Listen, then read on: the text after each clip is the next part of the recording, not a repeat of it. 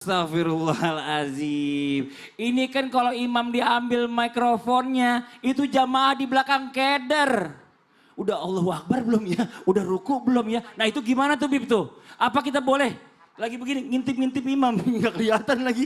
Gimana ya ngintip-ngintip supaya kita bisa ngikutin gerakan imam? Mohon izin penjelasannya Bib. Tepuk tangan buat guru kita Habib Muhammad Syahab. Sekaligus kita praktek. Oh boleh Bib, boleh siap. Ini ada jamaah lagi juga ini. Aku ikut. Ya oke kita ikut. Ustadz Syamab jadi imam. Ya imam. Imam. Saya kealingan. Ustadz Maulana imam makmum. Makmum. Ini banyak nih ibu-ibu. Oh ini ceritanya panjang nih kita. Mas Fadli, Iya. makmum. Ceritanya banyak makmum. Saya kan, Ya Allah ini ribet ya sendiri. nah kita kan makmum belakang nih kelihatan ya dari kamera kita kan makmum di belakang nih. Kemudian Ustadz Syam nih imam. Ketika imam lagi asik-asik imam, kemudian mikrofonnya mati. Coba contoh. Ini lagi pakai mikrofon. Ya.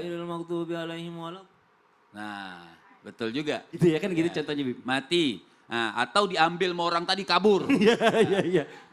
Diambil. Nah, bagaimana hukumnya makmum nih? Bagaimana makmum? Makmum memperhatikan imam di belakangnya, di belakangnya, di belakangnya. Karena pasti kalau nggak kedengaran misalnya waladhdallin kan nggak kedengaran tuh. Kita berarti aminnya apa? Ngikutin makmum sebelakang imam. Berarti ada yang bilang amin, kemudian kita bilang amin. Jadi mengikuti semuanya. Amin. Amin. Lah saya di belakang Bapak gak kedengeran. Jadi bersaut-sautan bernyambung. Ya. Kemudian begitu pun dengan gerakan. Misalnya imam ruku, Allahu Akbar, imam ruku. Kan yang belakang nggak kedengaran Allahu Akbarnya imam ketika ruku. Jadi makmum bagaimana? Jadi kayak estafet gitu. Estafet tadi kayak gitu ya. Coba. Iya. Allahu Akbar. Itu kedengeran. Kedengeran, Bapak nggak usah gitu Masalahnya juga. nggak kedengeran. Nah disinilah disunahkan. Kan ibu orang-orang suka bertanya.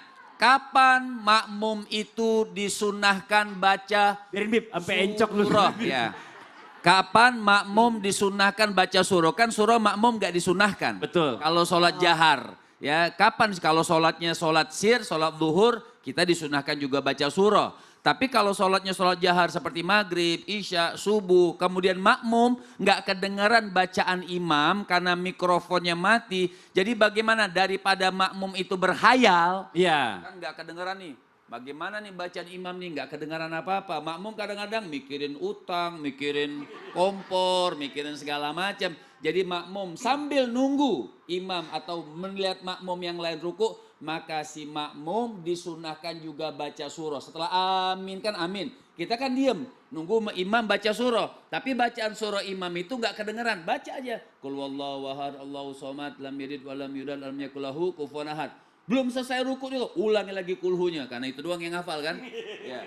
Atau kalau nggak kulhu, habis kulhu imam belum ruku juga. Makmum-makmum yang lain belum ruku. Tambah lagi surah Al-Falaq. Belum ruku juga imam, tambah lagi surah An-Nas. Belum ruku juga Yasin. Imamnya kelewatan, udah ketahuan gak ada mikrofon panjang-panjang lagi Ada kejadian kemarin. Salat Apa itu? Jumat berapa bulan yang lalu. Kenapa? Mohon maaf ya. Itu Itu kan saya sholat di luar. Ah. Karena terlambat kan. Tiba-tiba mic di dalam itu rusak. Oh. Ya begitulah tadi ceritanya. Oh Masya Allah, terima kasih banyak. Belum selesai ceritanya. Nanti kita lanjutin pas lagi iklan. Tepuk tangan dong buat Habib Muhammad Syahab. Masya Allah. Jamaah. Ini kita lanjut nih ya.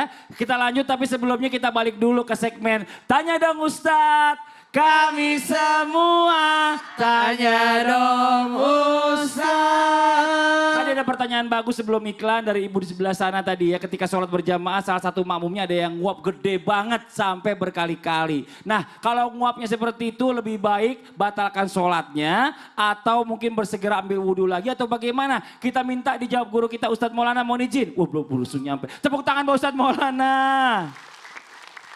Yang bagus itu bersin. Kalau menguap, kalau bersihkan menolak penyakit.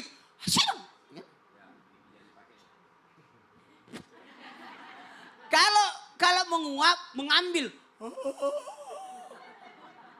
Coba Mas Fadil. Situ aja. Ketadi.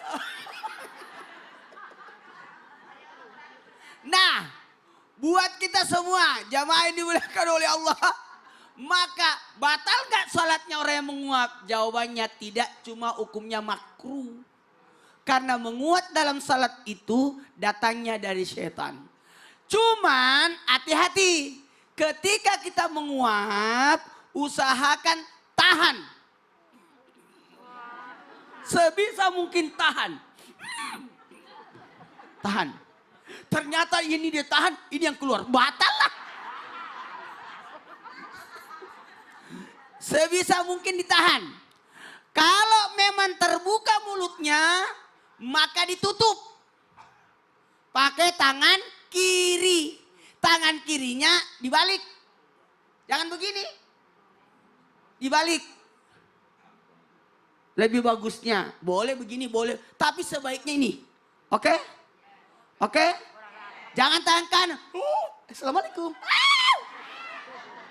Kemudian. Nih, satu tadi. Makruh hukumnya. Sebisa mungkin ditahan. Ditutup pakai tangan. Dan kalau bersuara. Usahakan jangan sampai bersuara. Karena kapan bersuara bisa membatalkan sholat. Sholatnya. Ngantuk banget. Nggak batal. Iya, tepuk tangan Pak Ustadz Maulana. Ini Masya Allah, kita harus kasih contoh ya Bu ya. Biar makin paham semua ini, Masya Allah luar biasa. Oke, sekali lagi kita mau kasih kesempatan lagi yang mau nanya. Boleh angkat tangan Ibu, silakan ayo. Nah ini sekarang dari sebelah sini ya Bu ya. Nggak boleh iri. Silakan Ibu. Mana nih ibunya? Ini dia nih. Iya, silakan berdiri Ibu. Assalamualaikum warahmatullahi wabarakatuh. Waalaikumsalam warahmatullahi wabarakatuh. Kenapa? Orangnya besar, Iya. suaranya kecil. Lembut. Silakan Ibu. Perkenalkan nama saya Lisnawati Ibu Risnawati. dari Majelis Taklim Al Barokah, Babakan Sadang, Balai Endah, Bandung. Bandung. Tepuk tangan Bu. Ya, silakan Ibu ya. Pertanyaannya Ibu. Saya sering melaksanakan, sering banget ketika sholat saya lupa atau Gelisah kali ya. bukan.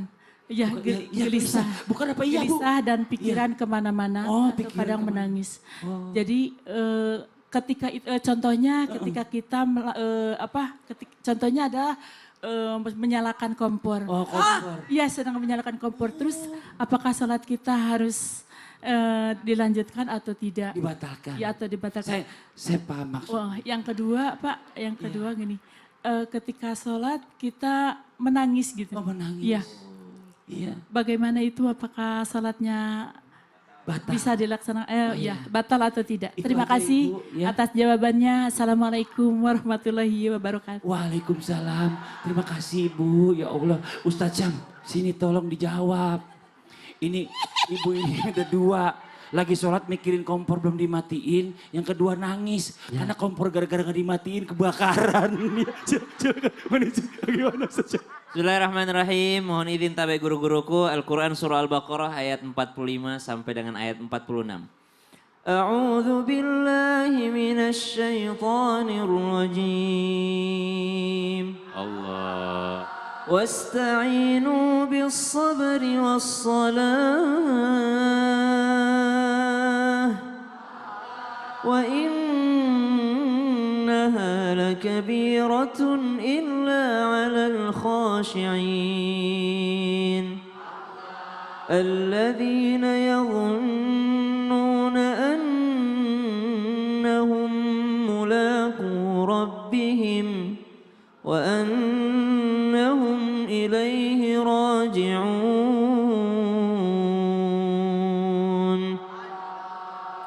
Minta tolonglah kepada Allah dengan sabar dan juga sholat. Ketika tertimpa musibah, kita juga disunnahkan untuk bersabar dan juga sholat. Sebagaimana Sayyidina Ibni Abbas ketika mendengar putrinya wafat meninggal dunia, Ibni Abbas langsung mengucapkan inna lillahi wa inna ilaihi rajiun, lalu sholat 2 rakaat. Nah, sholat yang seperti ini biasanya meneteskan air mata. Saya jawab pertanyaan yang kedua dulu. Apakah ketika kita menangis membatalkan sholat kita? Kalau kita menangis tanpa mengeluarkan kata-kata tidak membatalkan. Atau tanpa jatuh air matanya di sini Bu, dijilat, batal. Kalau tidak demikian hanya menangis saja maka itu tidak membatalkan sholat. Tapi kalau dia menangis sambil mengeluarkan kata-kata yang mana kata-katanya ini bermakna. Misal dia sholat tiba-tiba menangis, dia ingat kesedihannya langsung dia bilang duh. Duh itu ada artinya, duh itu ada artinya. Maka itu membatalkan sholatnya karena dia ngomong. Bukan karena nangisnya tapi karena ngomongnya. Berarti menangis tidak membatalkan sholat. Yang kedua, bagaimana kalau kita sholat ternyata baru ingat. Ternyata kompor belum dimatikan dan kompornya itu ada dalam bahaya. Bahayanya bukan hanya bagi dirinya tapi bahayanya bagi sekitarnya, orang lain juga. Maka ada kaidah fikih mengatakan la dharara wa la dirar. Tidak boleh membahayakan diri, tidak boleh juga membahayakan sekitar. Berarti dia mesti membatalkan sholatnya, segera memberikan safety first. Dia langsung untuk segera pergi mematikan kompornya. Ini biasanya terjadi kalau sudah bulan suci Ramadan. Wah, betul. Banyak ibu-ibu berangkat taraweh di masjid, subhanallah baru ingat kompornya belum matikan. Ya. Atau biasa terjadi kalau sholat lebaran, idul fitri, idul adha. Dia ikut lebaran, kompor belum dimatikan. Ini banyak kebakaran terjadi. Maka dia wajib segera mematikan kompornya. Makanan aja, makan dulu baru sholat. Nah, Oh iya, ini benar. kompor ini bahaya. Masya Allah. Terima kasih banyak Ustadz Syam. Tepuk tangan buat Ustadz Syam. Oke, satu lagi langsung yuk. Mana satu lagi angkat tangan dari sini Ibu? Ayo boleh. Nah ini, ayo mana dia? Ibu silakan izin. Bismillahirrahmanirrahim. Assalamualaikum warahmatullahi wabarakatuh. Waalaikumsalam warahmatullahi Perkenalkan wabarakatuh. nama saya Vivi Lutfianingsi dari Jamaah Taksin Al-Bakhriyah Sukaperna Tukdana Kabupaten Indramayu, Indramayu, Jawa Barat, Jawa Barat. Indonesia. Indonesia, tepuk tangan. Panjang ini alamatnya. Satu amplop penuh. Terus Bu pertanyaannya Bu. Saya mau bertanya sama Pak Habib, Pak Habib, Oh, boleh Bu. siap. Pak Habib, Pak Habib. bagaimana sholatnya imam ketika berjamaah Hmm? tertawa? Imamnya gimana ketawanya? Bu? Imamnya tertawa. Terus iya. Apakah itu bisa membatalkan sholatnya? Apa dilanjutkan? Apa bagaimana? Ah. Atas penjelasannya saya ucapkan terima kasih. Assalamualaikum warahmatullahi wabarakatuh. Waalaikumsalam warahmatullahi wabarakatuh. Nah ini Bib nih, yang batal imamnya doang apa jamaah semua ikut batal nih gara-gara imam ketawa? Pengalaman kita ya, Kemarin di Sulawesi ya, ada imam kita namanya Ustadz Maulana ketawa. ada yang kejedok. Terus ada kejedot dia. Silakan Bib. Kayaknya saya imam dah. Oh iya, Habib imam bener ya. Habib imam. Baik, subhanallah dikatakan al-dhahku la yanqudul wudu wa yanqudus shalah. Tertawa itu tidak membatalkan wudu tapi membatalkan sholat. Ya, tertawa tidak membatalkan wudu tapi membatalkan sholat. Tapi dengan catatan, kalau tabassum, senyum, ya, lihat anaknya tiba-tiba jatuh, kan ada anak kecil jatuh tapi jatuh yang lucu, kan pengen ketawa tuh ibu. Atau ngelihat suaminya gimana pas minum kumisnya susu semua, ya, dia ketawa senyum. Kalau senyum saja seperti itu, seperti yang sudah dijelaskan sama guru-guru kita, tidak mengeluarkan huruf sama sekali. Perlu dipahami, huruf yang dimaksud adalah huruf hijaiyah yang mempunyai arti walaupun satu huruf dari A sampai Ya. Seperti apa satu huruf yang bermakna? Seperti kita baca doa Rabbana atina fid dunya hasanah wa fil akhirati hasanah waqi. Nah, waqi itu cuma satu huruf qaf doang. Tapi artinya peliharalah. Waqina adzabannar. Arti waqi qaf dalam fi'lul amr itu ki, satu huruf saja karena iya-nya dihilangkan, artinya hindarkanlah, peliharalah kami. Walaupun cuma satu huruf tapi ki, tapi ada makna, ada artinya, maka dia tertawa menggunakan huruf tersebut, maka batal hukumnya. Tapi kalau itu yang bisa, contohnya kalau nahan suara tuh biasanya Ustaz Maulana gimana? Nahan suara.